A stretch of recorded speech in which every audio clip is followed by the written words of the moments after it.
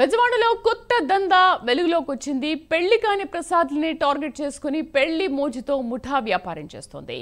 ఒంటరి మహిళలు, కుటుంబ పోషణ కష్టంగా మారిన మహిళలను టార్గెట్ చేసి వారికి డబ్బుల ఆశ చూపుతున్నారు. పెళ్లి పిల్లలున్న వివాహితులతో యువకులకు వివాహం చేస్తున్నారు. ఒక్కో పెళ్లికి 2 నుంచి 3 లక్షల రూపాయలు వసూలు చేస్తున్నారు. కానీ మహిళలకు మాత్రం 30,000 రూపాయలు ఇచ్చే మిగతా డబ్బులు కేటుగాళ్లు నొక్కేస్తున్నారు. పెళ్లి పేరుతో మోసపోయామని యువకులు పోలీస్ స్టేషన్ మెట్లెక్కుతున్నారు. ఇప్పటికే విజయవాడలో వారం రోజుల్లో 2 ఫిర్యాదులు వచ్చాయి. దీనికి సంబంధించి పూర్తి సమాచారాన్ని మా కరెస్పాండెంట్ రాజ్ కుమార్ లైవ్ లో అందిస్తారు. రాజ్ కుమార్,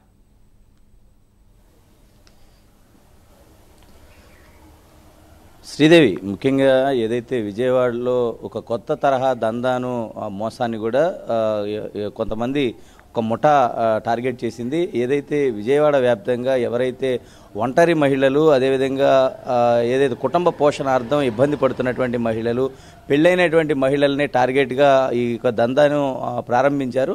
ముఖ్యంగా ఎవరైతే పెళ్లి కాని యువకులు ఎవరైతే ఉన్నారో వారికి ఏదైతే ఈ మ్యారేజ్ బ్యూరోల ద్వారా అదేవిధంగా పెళ్లి చేస్తామంటూ కూడా ఒక కొత్త తరహా దందాను, ఒక కొత్త తరహా యాప్ను, వెబ్సైట్ను కూడా అందుబాటులోకి తీసుకొచ్చినట్లు కూడా తెలుస్తుంది.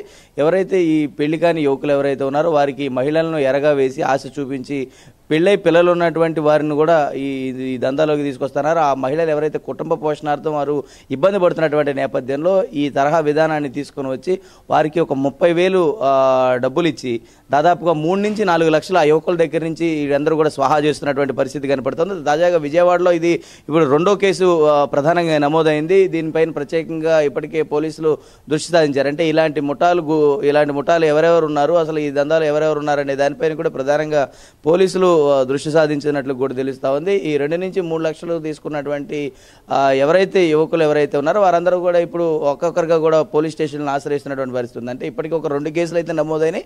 దీనిపైన ఇంకా ఎంతమంది ఉన్నారనేటువంటి దానిపైన కూడా ప్రధానంగా పోలీస్ శాఖ విజయవాడ నగర పరిధిలో ఇలాంటి ఎన్ని కేసులు నమోదయ్యాయనేటువంటి దాని మీద కూడా ప్రధానంగా దృష్టి సాధించింది. అంటే ఎవరైతే ఒంటరిగా ఉన్నటువంటి మహిళలు, అదేవిధంగా కుటుంబ పోషణార్థం ఇబ్బంది పడుతున్నటువంటి వారు ఎవరైతే ఉన్నారో వారికి డబ్బు ఆశ చూపించి అదేవిధంగా వారి కుటుంబం బాగుపడుతుంది అనేటువంటి ఒక మాయ మాటలు చెప్పి ఈ యొక్క దందాను కొంతమంది ఇప్పటికే ప్రారంభించారు. దీంట్లో అసలు చాలామంది ఎవరెవరు అనే దానిపైన కూడా ప్రధానంగా పోలీసులు దృష్టి సాధించినట్లు కూడా తెలుస్తుంది. వారికి ఒక 30 నుంచి 50,000 రూపాయల లోపు వారికి ఏదైతే బాధిత మహిళలు అయితే ఉన్నారో ఆ మహిళలకు మిగతా ఈ డబ్బు అంతా కూడా వీరే స్వాహా చేస్తున్నటువంటి పరిస్థితి. ఇప్పటికి 2 కేసులు అయితే విజయవాడలో ప్రధానంగా నమోదైనాయి.